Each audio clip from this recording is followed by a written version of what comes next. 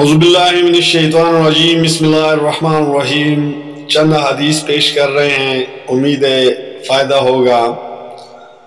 حضرت صلی اللہ علیہ وسلم نے فرمایا کہ مسلمان کو گالی دینے سے آدمی فاسق ہو جاتا ہے اور مسلمان سے لڑنا کفر ہے۔ صحیح بخاری 48۔ حضرت صلی اللہ علیہ وسلم اپنے حجرے سے نکلے، لوگوں کو شب قدر بتانا چاہتے تھے۔ وہ کون سی رات ہے، اتنے میں دو مسلمان آپس میں لڑ پڑے۔ آپ صلی اللہ علیہ وسلم نے فرمایا، میں تو اس لیے باہر نکلا تھا کہ تم کو شب قدر بتلاؤں، اور فلاں فلاں آدمی لڑ پڑے تو وہ میرے دل سے اٹھا لی گئی، اور شاید اسی میں کچھ تمہاری بہتری ہو۔ تو اب ایسا کرو کہ شب قدر کو رمضان کی 27ویں، 29ویں اور 25ویں رات میں ڈھونڈا کرو۔ صحیح بخاری 49۔ ایک دن حضرت صلی اللہ علیہ وسلم لوگوں میں تشریف فرماتے کہ آپ کے پاس ایک شخص آیا اور پوچھنے لگا کہ ایمان کسے کہتے ہیں؟ آپ صلی اللہ علیہ وسلم نے فرمایا کہ ایمان یہ ہے کہ تم اللہ پاک کے وجود اور اس کی وحدانیت پر ایمان لاؤ، اور اس کے فرشتوں کے وجود پر، اور اس اللہ کی ملاقات کے برحق ہونے پر، اور اس کے رسولوں کے برحق ہونے پر، اور مرنے کے بعد دوبارہ اٹھنے پر ایمان لاؤ۔ پھر اس نے پوچھا کہ اسلام کیا ہے؟ آپ صلی اللہ علیہ وسلم نے پھر جواب دیا کہ اسلام یہ ہے کہ تم خالص اللہ کی عبادت کرو اور اس کے ساتھ کسی کو شریک نہ بناؤ، اور نماز قائم کرو، اور زکوٰۃ فرض ادا کرو، اور رمضان کے روزے رکھو۔ پھر اس نے احسان کے متعلق پوچھا۔ آپ صلی اللہ علیہ وسلم نے فرمایا، احسان یہ کہ تم اللہ کی عبادت اس طرح کرو گویا تم اس سے دیکھ رہے ہو۔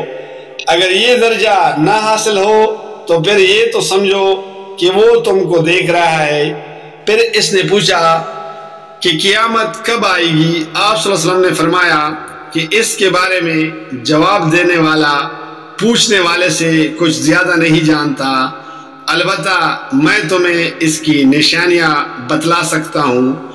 وہ یہ ہے کہ جب لونڈی اپنی آقا کو جنے گی، اور جب سیاہ اونٹوں کے چرانے والے دیہاتی لوگ ترقی کرتے کرتے مکانات کی تعمیر میں ایک دوسرے سے بازی لے جانے کی کوشش کریں گے۔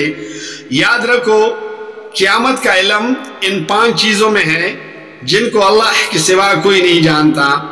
پھر آپ صلی اللہ علیہ وسلم نے یہ آیت پڑھی کہ اللہ ہی کو قیامت کا علم ہے کہ وہ کب ہوگی، آخر آیت تک۔ پھر وہ پوچھنے والا پیٹ پھیر کر جانے لگا۔ آپ نے فرمایا کہ اسے واپس بلا کر لاؤ۔ لوگ دوڑ پڑے مگر وہ کہیں نظر نہیں آیا۔ آپ صلی اللہ علیہ وسلم نے فرمایا کہ وہ جبرائیل علیہ السلام تھے جو لوگوں کو ان کا دین سکھانے آئے تھے۔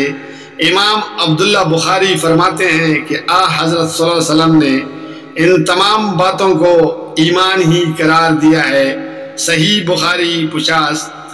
ہرکل یعنی روم کے بادشاہ نے ان سے کہا، میں نے تم سے پوچھا تھا کہ اس رسول کے ماننے والے بڑھ رہے ہیں یا گھٹ رہے ہیں؟ تو نے جواب میں بتلایا کہ وہ بڑھ رہے ہیں۔ ٹھیک ہے، ایمان کا یہی حال رہتا ہے یہاں تک کہ وہ پورا ہو جائے۔ اور میں نے تجھ سے پوچھا تھا کہ کوئی اس کے دین میں آ کر پھر اس کو برا جان کر پھر جاتا ہے؟ تو نے کہا نہیں، اور ایمان کا یہی حال ہے، جب اس کی خوش دلی میں سمجھی جاتی ہے تو پھر اس کو کوئی برا نہیں سمجھ سکتا۔ صحیح بخاری 51۔ حضرت صلی اللہ علیہ وسلم نے سنا، آپ صلی اللہ علیہ وسلم فرماتے تھے، حلال کھلا ہوا اور حرام بھی کھلا ہوا ہے، ان دونوں کے درمیان بعض چیزیں شعبہ کی ہیں جن کو بہت لوگ نہیں جانتے کہ حلال ہے یا حرام۔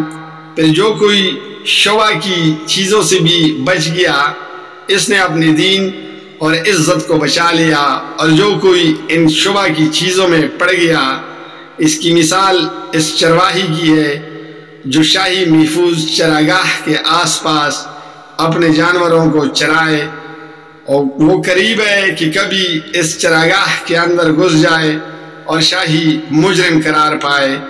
سن لو، ہر بادشاہ کی ایک چراگاہ ہوتی ہے، اللہ کی چراگاہ اس کی زمین پر حرام چیزیں ہیں، پس ان سے بچو۔